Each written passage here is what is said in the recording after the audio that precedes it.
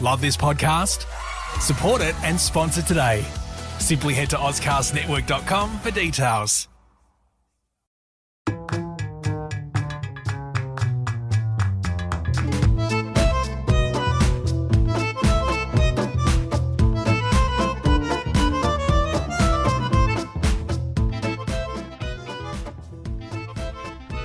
Hello everybody, welcome to this Talking Tendons podcast.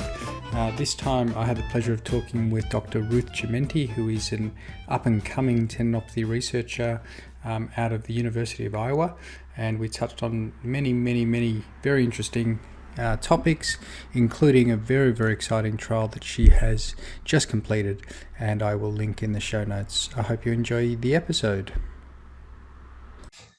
So Ruth, thank you very much for joining me today. I really appreciate you taking the time out to join me on the podcast. Let's start off with just a little bit of a background about yourself. Can you just tell the listeners a little bit about what has brought you to this points and this journey in your career in terms of your clinical and also in terms of your research? Thanks for inviting me to come on. It's an honor to meet you in person over Zoom. I guess I kind of count that as in person. Now, the new in person. So I am trained as a physical therapist. And when I was in physical therapy school, I really wanted to be a physical therapist for like a professional ballet company. And then it was like my last clinical rotation. I was super excited for it. And then it fell through at the last minute. And so Linda Van Dillen and Lynette Kusummers were kind enough to piece together like a part clinical, part research rotation for me. And so I was able to treat performing artists with Lynette and then do research in Linda's lab.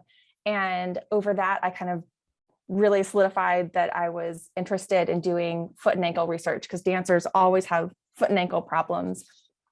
And then I ended up going on to do my dissertation work. And then we met up with and collaborated with an orthopedic surgeon who was really intrigued by these insertional Achilles tendinopathies that didn't do well with rehab. And then I'm still doing Achilles tendons since. That is great. That's a really good story. Have you had a chance to work with lots of dancers then in terms of, clinically over the time? No, sadly not. I have not gotten back to working with dancers, but I have integrated dance into outcomes. Like I did a study where I was trying to see when you did an anesthetic injection, if it would alter movement. And so I looked at with going upstairs but the thought was, well, that's kind of a very routine reciprocal task. And that one might be harder to change. And so I had everyone do a waltz box step to try to throw them off. Anyways, I ended up finding that I'm very reliable at doing 3D motion analysis, but that was about it from that one in terms of the motor piece. That's great to be combining your interests and sort of bringing it into the research for as well. That's really good. I think that's what it's all about, really. It has to be interesting as well as meaningful, the research. So have you got a background in dance? We're going a bit left field here. You do? I trained with the Kansas City Ballet when I was growing up, and that was also how I got interested in physical therapy, was because I was basically just paid in point shoes and free physical therapy. And so I was amazed at this physical therapist because she just was so passionate about her profession, and she knew the answers to everything and how to get people back on the stage. And so that was just kind of my ideal. And so I wanted to be her. Fantastic. Your time will come, I think, working with dancers, definitely. Yes, definitely in the future. I'd like to get back. Definitely. So tell us, Ruth, about what do you do mainly, like in your week? Are you full-time at the university? Are you seeing some patients? What do you generally divide your time with? Yeah, so I am an assistant professor at the University of Iowa. And so most of my time is spent doing research and mentoring students in the laboratory. But I teach evidence-based practice to the physical therapy students. And then I have some other courses that I contribute to at the graduate level as well. Fantastic. That's great. That is really good. So in terms of your tendinopathy sort of experience, obviously you've done quite a number of studies over the last few years. And there seems to be a focus on insertional Achilles tendinopathy. Is that correct? Or yes, reading too far into it? Where would you say your sort of main focus is, and what you're interested in doing? Yeah. So my dissertation work was on just insertional Achilles tendinopathy. And I've been trying to branch out because it's been like 10 plus years. So I'm trying to get away. And so I've moved up to the mid portion Achilles, and I might expand down to the plantar fascia soon. So anyways, I'm trying to grow, but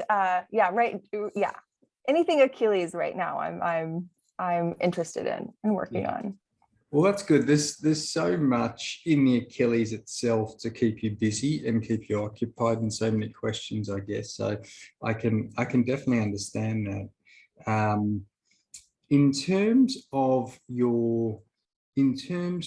so we'll go into the Achilles then, the insertional Achilles, in terms of your interest in the Achilles. I just want to know, tell us about where you see, we're going to go straight to management with this question. Sure. Where do you see the Achilles going, or where do you see the main focus areas for clinicians out there to manage Achilles tendinopathies? And you can touch on whatever you like from your research and other things, but I like to keep it broad with the questions. Just tell us where do you think Achilles rehab should be focused on, and what are the things that really clinicians out there should grab onto and really take forward? Yeah, so I think one way that I'm very interested in is trying to develop a more person-centered approach to care. So, when I was back in PT school, the Alfredson protocol where you did these eccentric exercises twice a day, didn't matter if you had pain, you just had to get them done. And then it shifted to like, okay, well, maybe you can just do it as tolerated. And there's like, well, maybe you can do the heavy slow load. And there's, well, you could throw in the isometrics. Like it just keeps on evolving. And I think ultimately what it comes down to is that, really the best exercise protocol is the one that your patient will do. And so just trying to figure out, I personally really like, especially for the insertional group, I think the isometrics are great because it's a way to get them loading their Achilles tendon in a way that they have low pain or no pain. Also good for the mid portions that may be fearful of rupturing their tendon when they feel that pain in their tendon.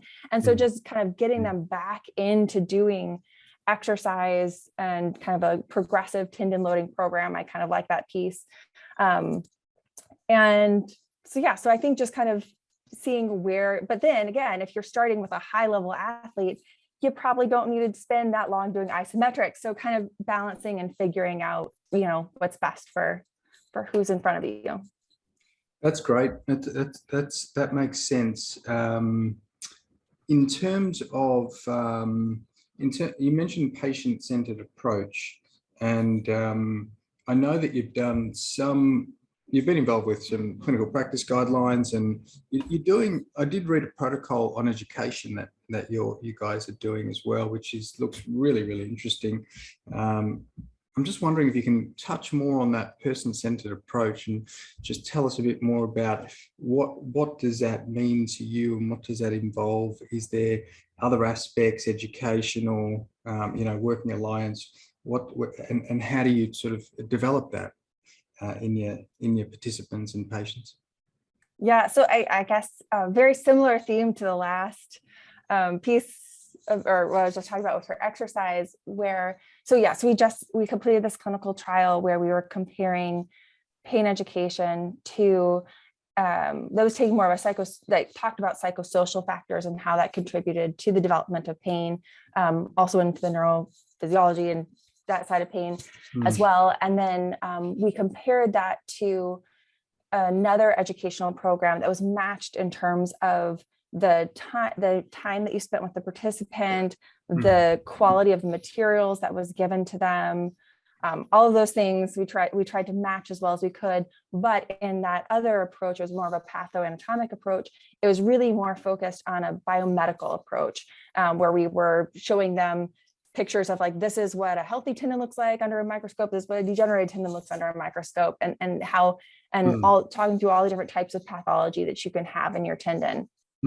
And so I have not, I'm like working on the paper right now, so it'll be submitted hopefully soon. But the exciting findings are that, and the education was also paired with exercise, by the way. That's an important part. And what we found was that the protocol was very effective. So we had about a 3-point decrease in pain for both groups. So, but there wasn't a difference between them. And so again, I think that speaks to maybe you don't need to do pain education for every single patient. There are going to be some patients where it's going to be a really good match. And, you know, sometimes the patient is going to really buy into it, and other times they may not buy into it as much. And there are other strategies that you can use to address those psychosocial factors. So we also saw in the biomedical education group that they also had a decrease in their fear of movement and their pain catastrophizing. The pain education had a slightly greater decrease in the Tampa scale of kinesiophobia faster. But was that to a clinically meaningful amount? Maybe not. That is, I can't wait to read that. That sounds very, very interesting. So just to pick up on that last point that you said, the improvement in kinesiophobia, what do you think it was related to in the non-pain education group? What do you think, what other factors do you reckon could have led to that?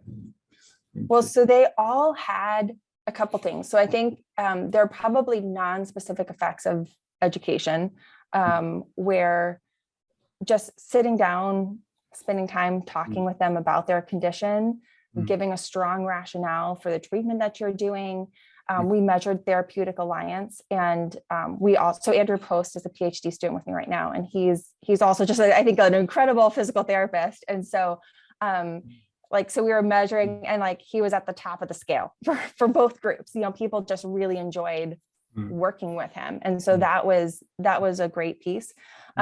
Also the education or the exercise program, they both were doing this progressive tendon loading, where we started with isometric exercise, progressed to heel raises, where you're doing like a steady controlled, and then to this dynamic hopping activities, which could be considered, you know, more threatening or fearful. So it kind of had like almost like a graded exposure that was built into the exercise protocol.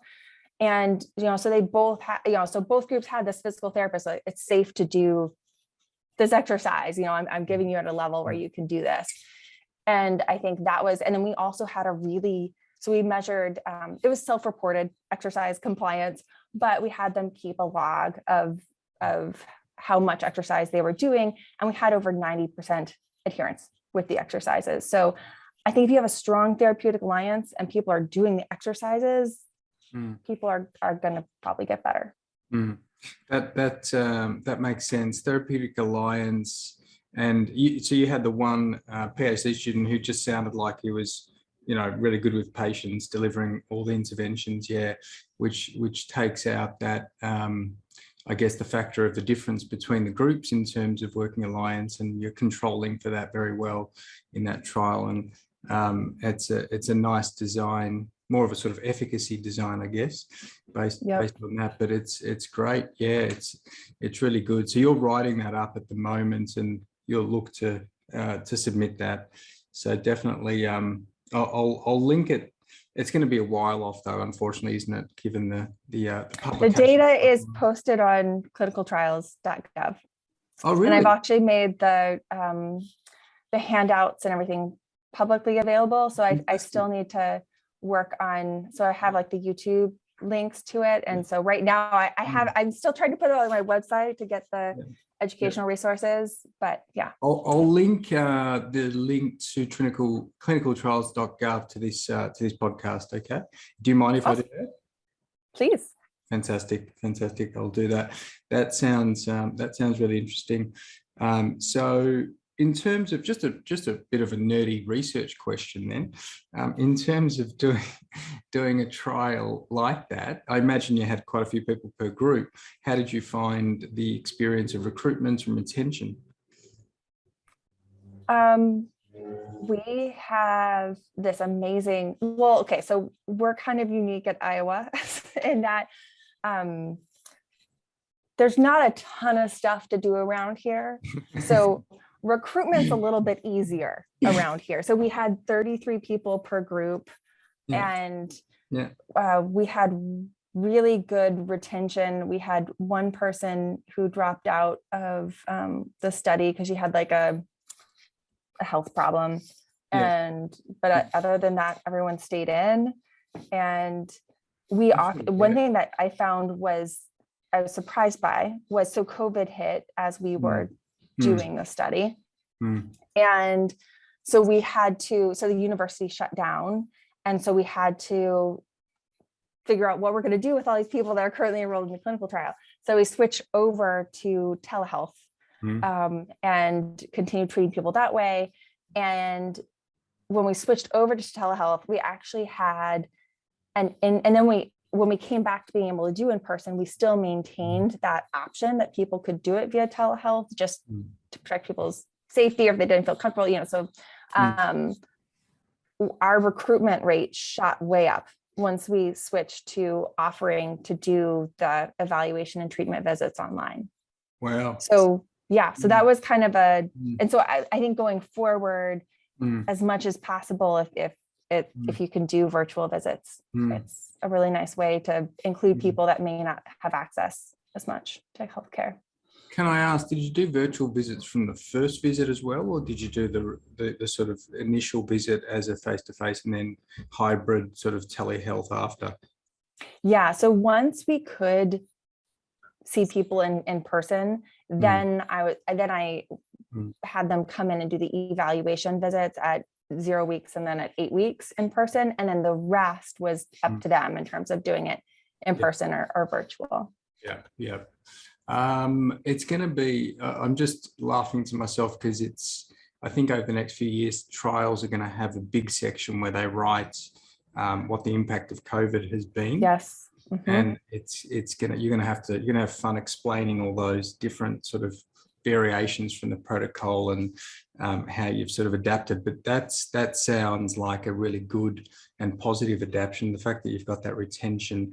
It's interesting what you say about the it's almost like this, smaller town. I don't know if that's right to say about where you are, but that sort of, that buy-in from patients and from participants to get involved with research when they sort of, I guess, maybe there's, there's a different feeling about participating and being a bit more altruistic in places like that and wanting to be part of research. I know it's really can be quite hard in other places. Definitely in Melbourne here where we are, it's a really big problem, recruitment, and also quite expensive as well.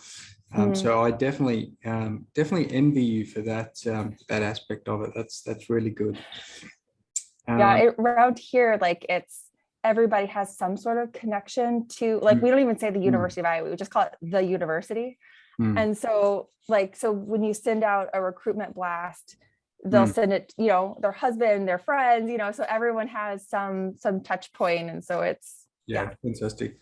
That's great, Ruth. So look, we've touched on a lot of really interesting parts, and I did want to go into some kinesiophobia and some education with you because I know you've done research in those areas, and I'm really glad we got to talk about that. And one of the things, this question might be related to that, just thinking about, and this might be something that has emerged from your research, people that you find with tendinopathy that maybe don't do so well, and the ones that, if you can call them non-responders in your trials or even in clinical practice. What are your thoughts about some of the reasons there? And is it, related to maybe pain mechanisms, education or other factors, kinesiophobia?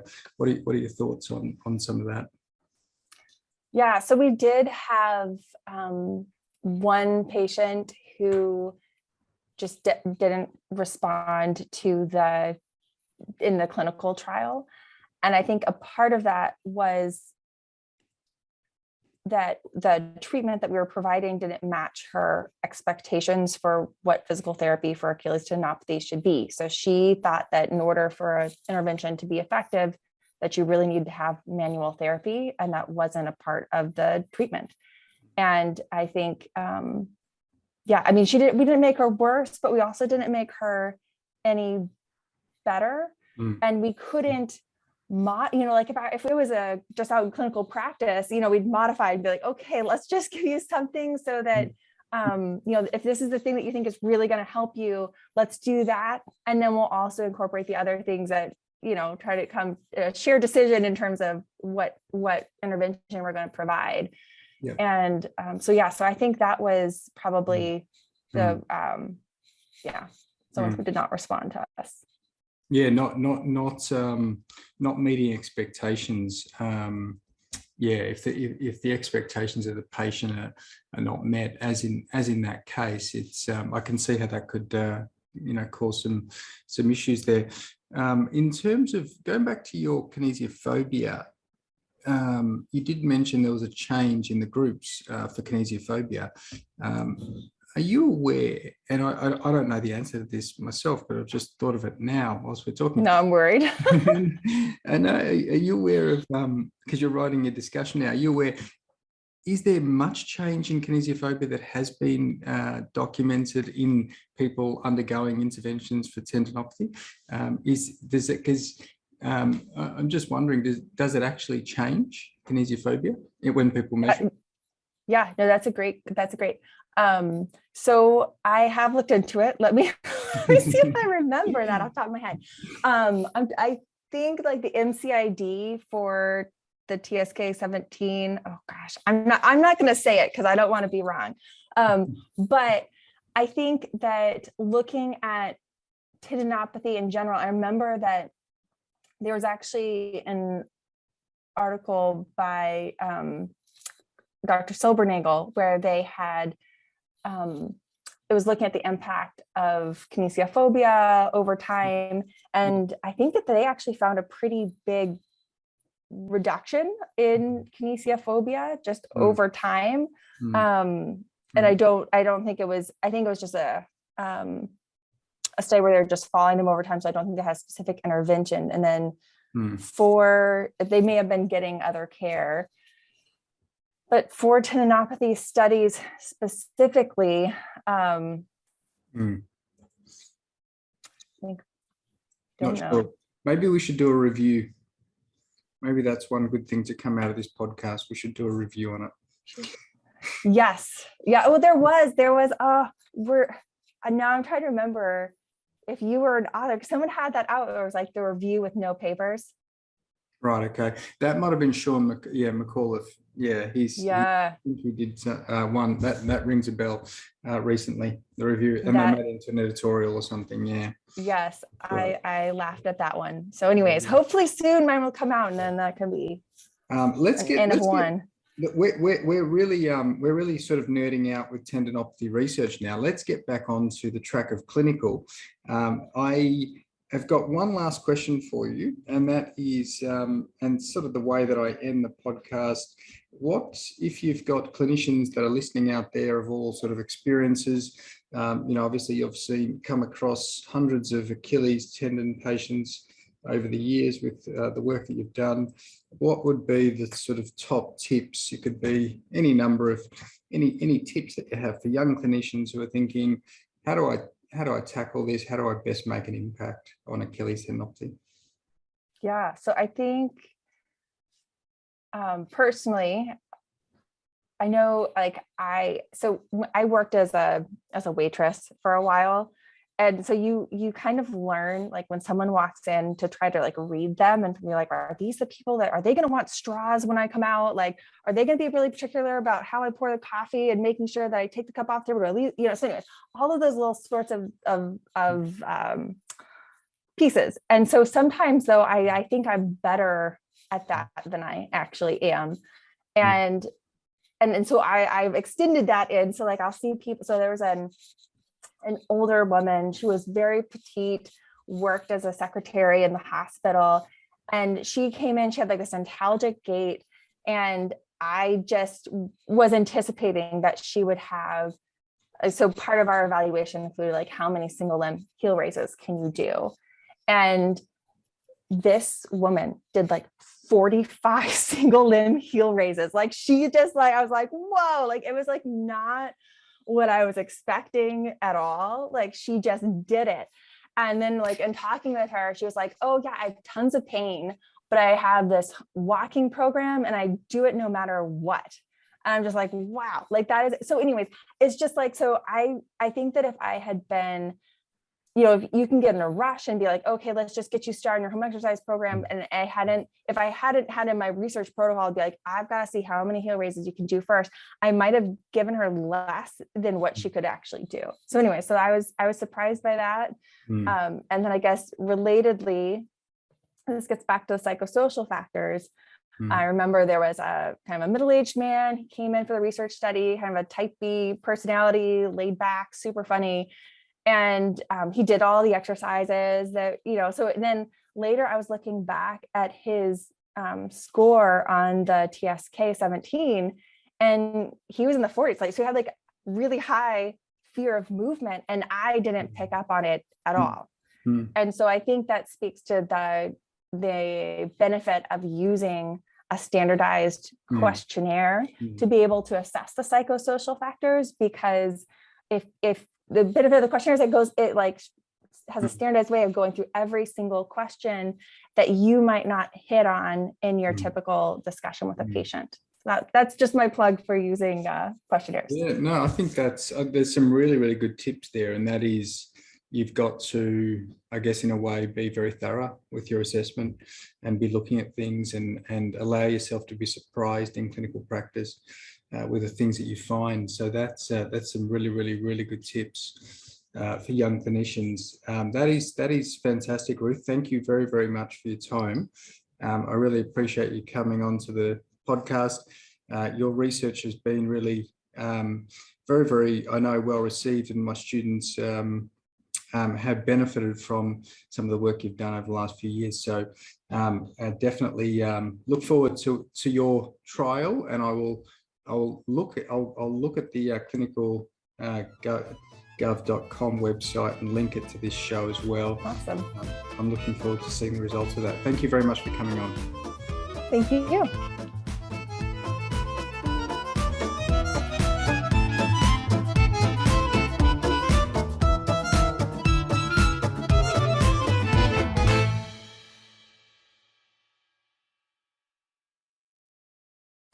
Love this podcast? Support it and sponsor today. Simply head to AuscastNetwork.com for details.